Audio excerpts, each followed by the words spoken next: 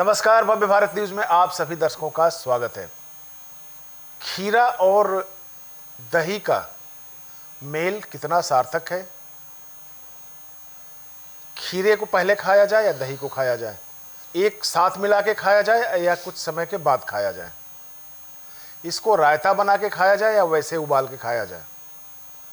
ये एक ऐसा प्रश्न है कि जिसके असर को आप लोग नहीं जान पाते हैं। हमारे साथ स्टूडियो में आज वैद्यराज, लक्ष्मण दास, रतन भारद्वाज जी मौजूद हैं और आज इनसे हम जानना चाहेंगे कि खीरे और जो दही का जो मेल है इससे क्या फ़ायदे हैं और क्या नुकसान है। कई बार आप लोग देखते होंगे कि शरीर में आपके चकत्ते चकत्ते निकल जाते हैं, जिसको कि हम जुलपित्ती भी कहते हैं। फिर और भी आप कुछ नाम इसका है तो वो भी बताएंगे।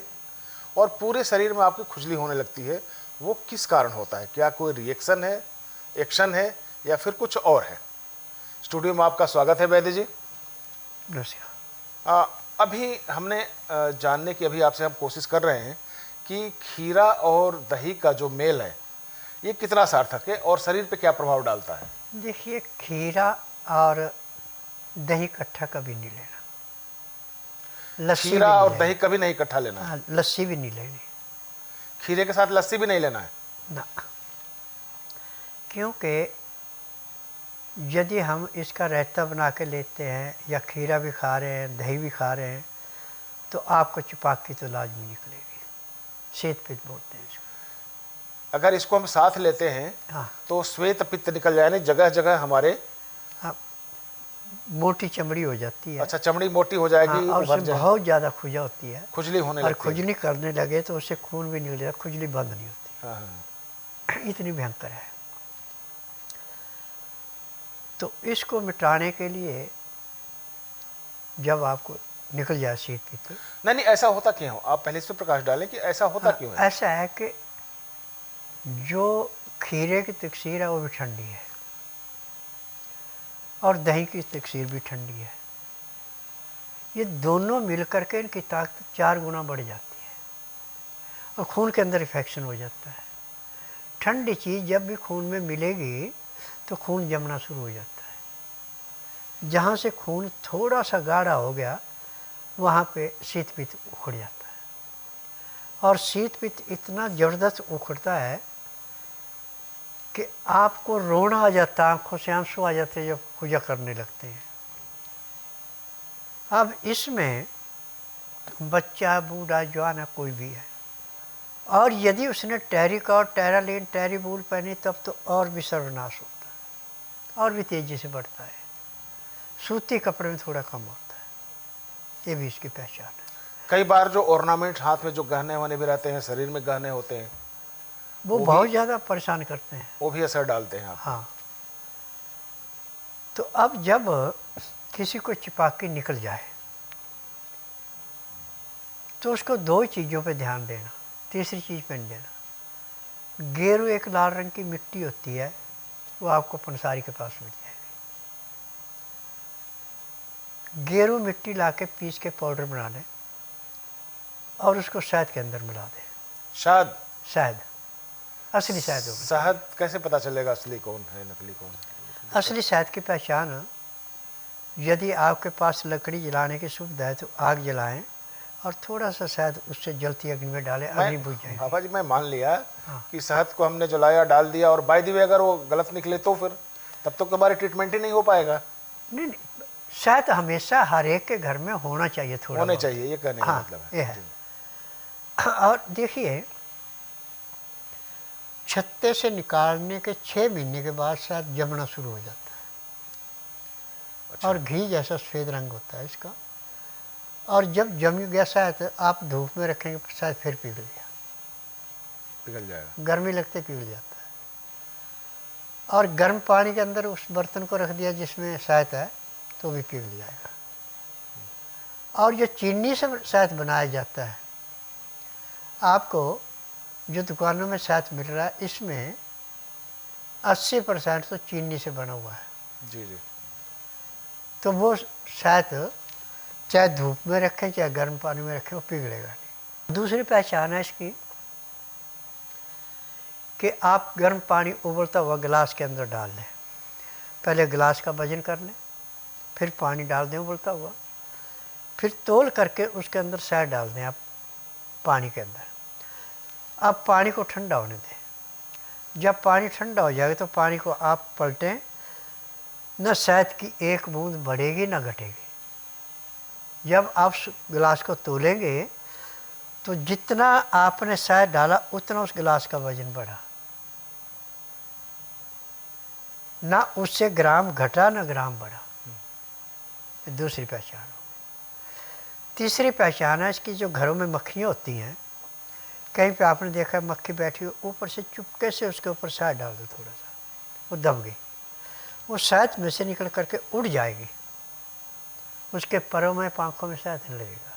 पिछले एपिसोड में आपने प्रकाश डाला था इस पे वैसे भी। और जो ये खुद बनाती है, ये उसमें गिर जाते मर जाती है। वैसे भी नहीं, हम ये कह रहे हैं कि जैसे हमें अगर खुजली होने लगी, चकत्ते निकलने लगे इसमें, तो हमें घेर लेना है और प्योर शहद लेना है। हाँ, ये आगे फिर क्या करना है? ये चाट लो थोड़ा सा। अच्छा। अंदर जाके जैसे जलती अग्नि में पानी डाल के अग्नि शांत हो जाती है, ऐसे चिपकी खत्म हो जाती है। कई बार हमने देखा है कि जब ये स्थिति ऐसी बनती है तो लोग ये कहते हैं कि भाई आपका कोई चीज़ रिएक्शन कर गया है। हाँ, कुछ पहनने से हो गया, चाहे वैसे भी हो गया। तो इसके लिए जैसे ऐसी स्थितियाँ बनती है, खुजली होने लगती है, लोग तड़पने लगते हैं, परेशान होने लगते हैं, तो लोग क्या करते हैं कि लोग कंबल भी उड़ा देते हैं।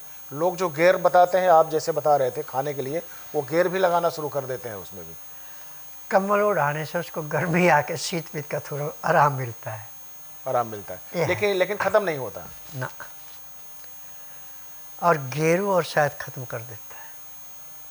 कई बार सिट्राजिन भी लोग ले लेते हैं, जो एलोपैथ की दवा है ये। अच्छा है, बनाने को तो बहुत कुछ बना रखा है, परमानेंट इलाज नहीं है इसका। अच्छा। परमानेंट ये है शहद का और गेरू का। और ऐसे दालचीनी से भी है जी। दालचीनी पीस करके शहद में मिला के छिटा दो तो भी ये खत्म हो जाती है। अच्छा, शहद, गेरू और शहद और दालचीनी। आपको गेरू ना मिला, आप दालचीनी पीस के मिला दो शहद में। अच्छा, ये दोनों इसके असली ट्रीटमेंट है। हाँ। इससे दोनों ही हो जाएगा। लेकिन बाबा जी, हमने अक्सर देखा है कि जितने भी हमारे पाश्चात्य खाने हो गए, खान पान का जो तरीका है, उसमें अक्सर खीरा और दही का इस्तेमाल मिलता है हमें। देखिए, फंक्शन में जाते हैं वहाँ तो सारी चीज़ें मिलती हैं, घर में हम उन चीज़ों से दूर रहते हैं। यदि आपने दही खाना या लस्सी पीनी है, खीरा भी आप खा रहे हैं, तो उसको गर्म करो पहले, और उसमें हल्दी, काला नमक, काली मिर्च डालो। किसको गर्म करें? लस्सी या दही है। अच्छा। काली मिर्च और सिंधा या काला नमक डालते हैं हम उसमें और गर्म कर लेते हैं, तो उसके तकसीर बदल जाती है, फिर नुकसान नहीं है। नहीं, लेकिन दही को गर्म और लस्सी को गर्म कैसे कर सकते हैं? तो बर्तन में डाल के, हल्दी डाल के, जैसे आयुर्वेद का सिद्धांत में नहीं है? हम कढ़ी बनाते नहीं है, कढ़ी बनाते हैं। हाँ, उसमें चल जाता है। अच्छा, आप खीरा खा सकते हैं। वो फॉर्मेट होना चाहिए। हाँ। मतलब अगर दही में अगर आप खीरा डालते हैं तो उसको पहले गर्म करना ज़रूरी होता है, क्योंकि उसका तासीर नहीं बदलता। तासीर को अगर बदलना होगा तो आपको उसको दही और उसको मिला के गर्म करना पड़ेगा। हाँ, तब जाके वो फ़ायदेमंद होगा, अदरवाइज़ वो आपको नुकसान ही नुकसान देगा आपको भी। अब हम एक बार बात कर लें कि घुटने की इस समय समस्याएं बहुत ज़बरदस्त आ रही हैं। जिसको भी देखिए वो घुटने से परेशान है। तो क्या ये आजकल का जो रहन सहन है, जो कल्चर है, उससे है या फिर इसका कोई और कारण है?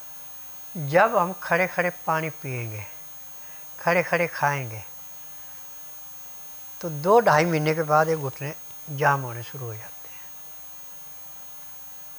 और मेडिकल में तो इसमें चीरा लगा के प्लास्टिक भर के फिर कुर्सी पे बैठना पड़ेगा सारी उम्र, आराम से नहीं बैठ सकते। नहीं, लेकिन लोग उसके लिए राजी हैं, लाख 1.5 और 5-5 लाख रुपए देने के लिए। नहीं, मैं उसी का जवाब दे रहा हूँ। अब ये 15-20 दिन पहले की बात है, महाराष्ट्र से एक औरत आई, वो अपनी टांग ऐसे पसार के बैठी, टांग नज़दीक नहीं आ रही थी। और टांग सूजी हुई थी। तो मैंने, ये तेल है 10 नंबर भी, मैंने कहा अच्छा है, आपका तेल है ये। कि 1 सीसी पूरी जो है, 10B लिखा हुआ है इसमें। हाँ, ये पूरी शीशी इसमें लगानी और ऐसे मालिश करो, ऐसे। वो 15 मिनट के बाद वो ऐसे बैठी। इस तेल के अंदर वो ताकत है ना, क्योंकि इसमें दवाइयाँ पड़ी हैं ना। इस तेल को बनाने में 1 किलो से ये 250 ग्राम रहता है जब दवाइयाँ इसमें मिलाई जाती हैं। और इस तेल की विशेषता है कि कहीं भी किसी भी किस्म का अंग जाम हो उसको खोल देता है। तो उसके बाद उसका आदमी बड़ा खुश हुआ, और दवाइयाँ तो यहाँ से कोरियर से ले गए और अपने आप एयर चले गए। अब हफ्ते में 1 बार फ़ोन आता है उसका, कहते हैं ये अब हम बिल्कुल ठीक है, दवाई आगे खानी या नहीं खानी।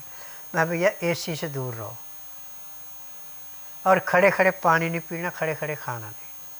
अब दोबारा होने नहीं। दोबारा तभी होगा जब खड़े खड़े पानी पिएंगे, खड़े खड़े खाना खाएंगे। और आज तो सारे फंक्शनों में सब खड़े खड़े खाते हैं। मेरा अगला सवाल यही था। और वो खड़े खड़े खाने की सज़ा मिल रही है। और वहाँ पे देखिए, अभी तो आपने गर्म गर्म चीज़ खाई और थोड़ी देर में आइसक्रीम खा रहे हैं। बिल्कुल। और फंक्शन के बाद फिर आप डॉक्टरों को अपनी गाड़ी खून पसीने की कमाई लुटा रहे हैं। यदि आपने गर्म चीज़ खा ली है तो ठंडी चीज़ का 4 घंटे का गैप रखो। एक ठंडी चीज़ खा ली तो गर्म चीज़ का 4 घंटे का गैप रखो। तो मैं देखता हूँ फंक्शन में गुलाब जामुन भी होता है गरम, फिर इसके बाद जलेबी भी होती है, फिर आप देखिए तो उसमें फिर वो क्या कहते हैं, आइसक्रीम भी होती है आजकल। सब और लोग चाव से खाते हैं, दोनों लेके चाव से खाते हैं। तो तभी सजा भुगतते हैं ना बाद में। आपने देखा होगा फंक्शन के बाद 100 में से 80% तो डॉक्टरों के पास दूसरे दिन जाना शुरू कर देते हैं। बिल्कुल आप सही कह रहे हैं। हम जब इस जीव पे कंट्रोल नहीं कर सकते तो हम रोगों से मुक्ति नहीं पा सकते। खाना भी तो मुफ्त का मिलता है, वो तो मुफ्त वो सब मिल गया मिलता है, ना। इसलिए लोग चाहते हैं कि जितना हो सकता है भर लें। सन 1986 की बात है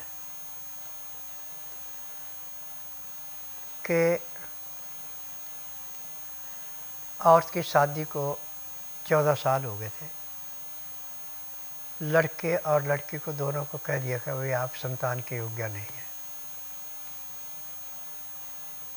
अब वो जब मेरे पास आए, मैंने दोनों के नाड़ी परीक्षण किया। मैंने कहा भाई देखिए, आपको ये दवाई आपकी ये है, 3 महीने तक शारीरिक संबंध नहीं बनाना। 3 महीने के बाद आप शारीरिक संबंध बनाओ, आपको संतान मिलेगी। यदि आपको लड़का चाहिए तो कृष्ण पक्ष में संबंध बनाने, यदि आपको लड़की चाहिए तो शुक्ल पक्ष में संबंध बनाने। उन्होंने कहा ये ऐसे कैसे होगा। मैं चलो जो आपकी इच्छा वो करिए आप। 1.5 महीना दवाई खाने के बाद औरत को मासिक धर्म आना शुरू हो गया, उसके शुक्राणु बढ़ने शुरू हो गए। फिर उनके लड़की पैदा हुई। उसके फंक्शन में गए, उन्होंने कहा नहीं आए। बेबी मैं खाता पीता तो हूँ नहीं, आऊँगा दर्शन दूँगा, परंतु वे कह के नहीं ये चीज़ ले लो। मैं वो मेरे बस का नहीं है। तो वहाँ पे अच्छा फंक्शन किया उन्होंने। जो भी खा पी रहे थे, इधर आइसक्रीम खा रहे, इधर से पेप्सी पी रहे, और उधर से गर्म गर्म चाट खा रहे। तो मैंने एक को कहा कि देखिए, घर बगाना तो पेट तो अपना है। बिल्कुल सही बात। पेट पे ध्यान दो। अब जो मुफ्त का खाना खा रहे हैं, आप कितना पैसा दोगे अब डॉक्टरों को? वो सरदार से उसको बात चुभ गई कि आपने तो हमारा खाना टोक दिया। मैं टोका नहीं, मैंने रास्ता बताया। हफ्ते के बाद जब डॉक्टर के पास लौटे तो मेरे पास आया, कहते उस दिन से पेट का दर्द नहीं जा रहा है, और अभी मैं पेट साफ करके आधे घंटे बाद फिर भागता हूँ, आधे घंटे बाद भाग रहा हूँ। मैं कोई बात नहीं, अभी बंद कर देते हैं। मैंने जामुन के नर कोपड़े 50 ग्राम लाई, 11 दाने काली मिर्च पीस के चटनी से बनाई, 1 गिलास पानी में घोली और उसमें थोड़ा शहद मिलाया, महला पी ले। पीने के बाद जो पहले चला गया था चला गया, फिर वो 2 दिन तक टट्टी नहीं गया। अच्छा, टट्टी आई नहीं। क्या क्या आपने मिलाया था? जामुन के नरम कोपले पत्ते, जामुन के नरम कोपले, हाँ, जी जी, 11 दाने काली मिर्च, 11 दाने काली मिर्च, हाँ, जी, और शहद के 4 चम्मच, शुद्ध शहद के 4 चम्मच, 4 चम्मच है। 1 गिलास पानी में गुनगुन में घोल के उसको पिला दिए। अब वो दस्त बंद हो गए। अच्छा, इससे दस्त बंद हो जाता है? देखिए, कभी भी दस्त लगे, कोई भी मौसम हो, ऐसे सबसे अच्छा तो बेल का मुरब्बा, इसके खाने से कब्ज या तो टूट जाएगी, दस्त तो रुक जाएगी। बेलगिरी, हाँ, मतलब बेल खाने से? हाँ। जी। और बेल खाने वाले को जो परमानेंट खा रहा है उसको शुगर नहीं होती। और 11 पत्ते बेल के सुबह, 11 शाम के टाइम आप पीस के चटनी बना के 5 दाने काली मिर्च पिला के 1 गिलास सुबह शाम पानी में मिला के पी रहे हैं, तो जिसकी शुगर 400 450 रहती है, 1 महीने में 90 140 जो चाहिए वो ही रहेगी। परंतु खान पान पे ध्यान देंगे। बाबा जी, हम इन सारी चीज़ों पे तो बात कर लेते हैं, लेकिन जब फ़ोन आने लगता है उसमें ही होता है कि पैसे ज़्यादा लगते हैं इसमें भी। देखिए, मुझे आप एक चीज़ बताइए कि अगर जैसे आपने कहा कि बच्चा बाँझ के लिए भी हमारे पास इलाज है, 2-3 महीने में उसको बच्चा होना ही होना है, शुक्राणु की कोई कमी नहीं होती, कहीं उसको एक्टिवेट करना होता है, आपने एक्टिवेट भी कर दिया, सब कर दिया। इस प्रोसेस में जिनको बच्चा नहीं हो रहा है, उनको अगर हम आपके पास लाएं और दवा आपको दिलाने की कोशिश करें तो कितना खर्चा आएगा उसमें? क्योंकि देखिए, इसमें ज़्यादा खर्चा सब कुछ बजट पे ही जाता है। नहीं, इसमें ज़्यादा खर्चे हैं। 20-25 हज़ार रुपये लगता है उसका सारा टोटली। हाँ, और ठीक हो। 1980 में मैं दिल्ली में आया था और आज तक मैं 50,000 घरों को संतान ने दिला चुका हूँ, जिनको डॉक्टर ने कह दिया भाई आप संतान के योग्य नहीं है। 50,000 उन लोगों को आपने संतान पैदा कराया है जिनको कि आजकल के डॉक्टर मना कर चुके हैं कि आप निसंतान है, आपका संतान नहीं हो सकता। हाँ, ये आप दावे के साथ कह रहे हैं? दावे। अब जो अब आ रहे हैं ना, उनके तो इंटरव्यू भी हो रहे हैं। अब एक मेरे पास इलाहाबाद से आई थी औरत, उसके 14 साल हो गए थे शादी को, सब जगह धक्के खा के। उसकी सहेली ने कहा कि आप पुरानी जगह एक बार हो आओ। आई, आने के बाद 4 या 5 महीने इलाज चला उसका और लड़का हो गया। जब लड़का 4 साल का था, वो इंटरव्यू देने आई, वो भी इंटरव्यू पड़ा है। और ऐसे ही एक हापुड़ से थी औरत, उसके भी 10 साल हो गए थे। उन्होंने जो जो तरीके थे वो सारे अपना लिए, संतान नहीं मिली। फिर उसके बाद मैंने कहा था भाई देखो, लड़का चाहिए तो ये टाइम है, लड़की चाहिए तो ये टाइम है, आप अपना देखें। कहते लड़का हो चाहे लड़की हो, हमें सब मंजूर है। उसने 6 महीने दवाई खाई थी, अब उसके भी लड़की है। ऐसे पता नहीं कितने हैं जी जी, जिन्होंने इंटरव्यू दिए हैं। और मैंने तो यही कहा है पूरे संसार से कि आंधे को दिखाना, बहरे को सुनाना, गूंगे से बुलाना, बांझ से संतान उत्पत्ति करवाना, मर्द को मर्द बनाना, अनहोनी को होनी करके दिखाना। जिस कार्य को कोई नहीं कर सकता उसको करके दिखाना।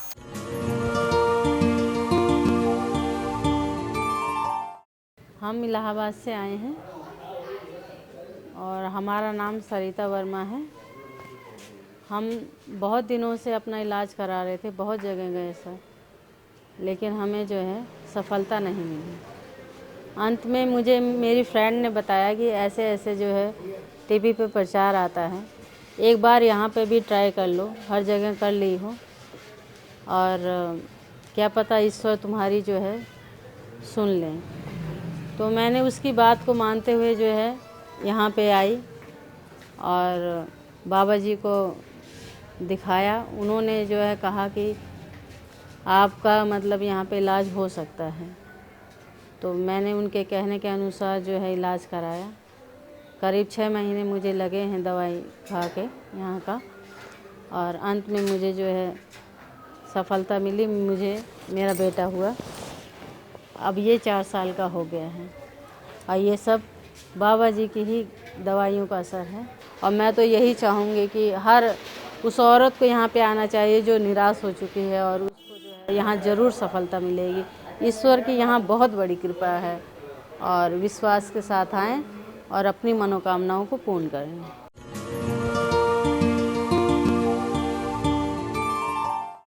मेरा नाम मिसेस कविता शर्मा है। मैं हापुड़ यूपी से बिलोंग करती हूँ।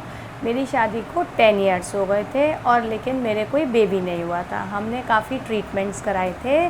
किसी डॉक्टर ने बोला मेरे को पॉलीसिस्टिक ओवरी है, तो उन्होंने लैप्रो भी करी थी, हिस्ट्रो भी करी थी। फिर भी मैंने सारे ट्रीटमेंट्स के बाद भी मुझे कोई सक्सेस नहीं मिली थी। फिर हमारे एक जानकार हैं, उन्होंने बाबा के बारे में बताया था कि एक बार जाके आप वहाँ भी देख लो। मैं होप तो खो चुकी थी, लेकिन फिर भी मैंने एक बार आई थी बाबा के पास। तो यहाँ पर जब मैंने बाबा से ट्रीटमेंट कराया, बाबा ने कहा 15 डेज़ पहले तुम करके देखो। मुझे थोड़ा सा रिलीफ लगा। फिर जब मैंने उसको कंटिन्यू करा, तो बाबा के आशीर्वाद से और दवाइयों से मेरे आगे आज बेटी हो गई है। मैं बाबा का दिल से बहुत बहुत शुक्रिया करती हूँ।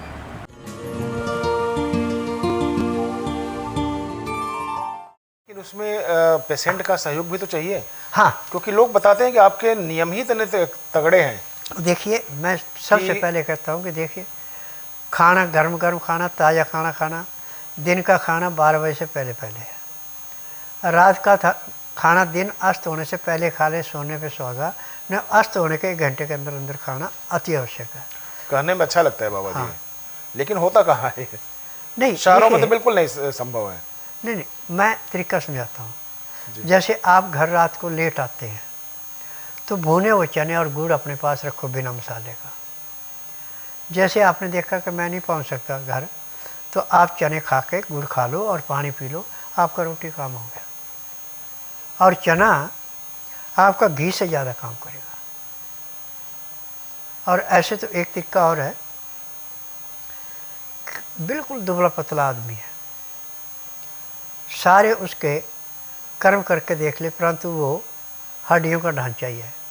यदि हम 20 ग्राम चने रात को पानी में भिगो के रखते हैं, भुने हुए काले वाले चने छिलके के साथ, सुबह उनको धो करके और उस पानी को फेंक देते हैं, जब उसमें महक नहीं रहती तो छिलके के साथ उनको पीस के मक्खन जैसा मुलायम करके 1 गिलास गाय के दूध में या बकरी के दूध में मिला के उबाल के जब 15 से 18 डिग्री टेम्परेचर है, जब पीने को देते हैं, तो 1 महीने में उसका 1.5 से 2 किलो वजन बढ़ जाता है। जो साधारण चना है उसको लें, भुना हुआ नहीं? भुना हुआ। अच्छा, भुना हुआ चाहिए। भुना हुआ मोटा चना छिलके के साथ। अच्छा, मोटा चना चाहिए। हाँ। ये जो छोटी वाली चने होती हैं वो नहीं? वो नहीं। अच्छा, बड़े वाले चना। देखिए, क्या सफ़ेद वाले की बात कर रहे हैं आप? ना काला चना, काला जो चना। आम चना है ना, काले चने। देखिए, तो भुना हुए चनों को फिर पानी में भिगोएं? पानी में भिगोएंगे और फूलेगा। अच्छा अब उसमें नमक या जो चीज़ लगाई थी सारी निकल जाएगी। अच्छा। जब वो निकलेगी तभी वो काम करेगा ना पूरा। और फिर उसको सुखाना पड़ेगा? जब हमने उसको भिगोया है तो सुबह उसको धोना है, मिट्टी ना उसमें रहे, जी जी। छिलका ना उसका जाए। फिर उसको पीस के हमने चटनी बनानी उसकी मक्खन जैसी। अच्छा अच्छा। अब वो दूध में मिला के उबालना, तब पीना। अच्छा, तब पीना है। हाँ, ऐसा करने से वजन बढ़ जाएगा, चाहे वो औरत हो चाहे मर्द हो उसका। कोई भी हो। जिनका लीवर कमज़ोर है वो लीवर भी ठीक होता है, पैंक्री इंसुलिन बनाती है, पीते में तेजाब नहीं बढ़ता है, खून ऑटोमेटिक बढ़ना शुरू हो गया तो होगा। जिसका वजन कम होता है, मर्द का होता है हीमोग्लोबिन 16, औरत का होता है 14। औरत का आ जाता है 8-9 पे या 6 पे भी आ जाता है, और मर्द का आ जाता है 9-10 पे, 11 पे। तो वहाँ से कमज़ोरी होती है। यदि हमारा हीमोग्लोबिन 16 है, 16 का भी 16.5 हो जाता है इसमें, पर नुकसान नहीं होता। तो बहुत अच्छी बात बताई आपने। शहरी लोगों के लिए जिनकी दिनचर्या बिल्कुल डिस्टर्ब है, ये उनके लिए बहुत नुस्खा अच्छा है। आप इस वीडियो को ज़रूर देखिएगा और जो ज़िंदगी में जो अनुभव है दवाइयों का, ट्रीटमेंट का जो तरीका है, वो काबिल तारीफ़ है, जिससे फ़ायदा अवश्य आपको मिलता है। सवाल यहाँ पे ये उठता है कि आप लोग एक अच्छा ज़िंदगी जीने के लिए आप लोगों के पास एक नियम होता है, एक कानून होता है कि हम ऐसे चलेंगे तो ऑफिस पहुँचेंगे, इतने बजे हमें ऑफिस पहुँचना है, उसके लिए आपको अपनी दिनचर्या को ठीक करना पड़ता है। इसी तरह से अपनी ज़िंदगी को भी ठीक करने के लिए आपको एक रूटीन, एक सही समय और एक सही खान पान निर्धारित करना पड़ेगा। अगर आप लोग नहीं कर पाएंगे तो निश्चित तौर पे पैसा तो आप कमाएंगे, लाखों करोड़ों आप कमाएंगे, लेकिन वो पैसे आपका बड़े बड़े हॉस्पिटलों में जाएगा, बड़े बड़े आपके लुटेरे लूटेंगे, और आप पूरी ज़िंदगी जो आपकी बचेगी बीमारी के बाद, वो उसको ट्रीटमेंट में ही आप सारा खर्च कर देंगे। पैसा भी जाएगा और आपका स्वास्थ्य भी जाएगा और सुख चैन भी आपका छिन जाएगा। तो इसीलिए मैं चाहूँगा कि जो भी हमारे वैद्य हैं, निश्चित तौर पे कुछ चीज़ें अजीब आपको लगती होंगी, लेकिन दिनचर्या में इन चीज़ों को लाइए, प्रकृति के साथ रहिए, तो निश्चित तौर पे आपका जीवन सुखमय बनेगा। आज के एपिसोड में इतना ही, अगले एपिसोड में फिर मिलेंगे। तब तक के लिए नमस्कार। बाबा जी आपका भी बहुत बहुत धन्यवाद।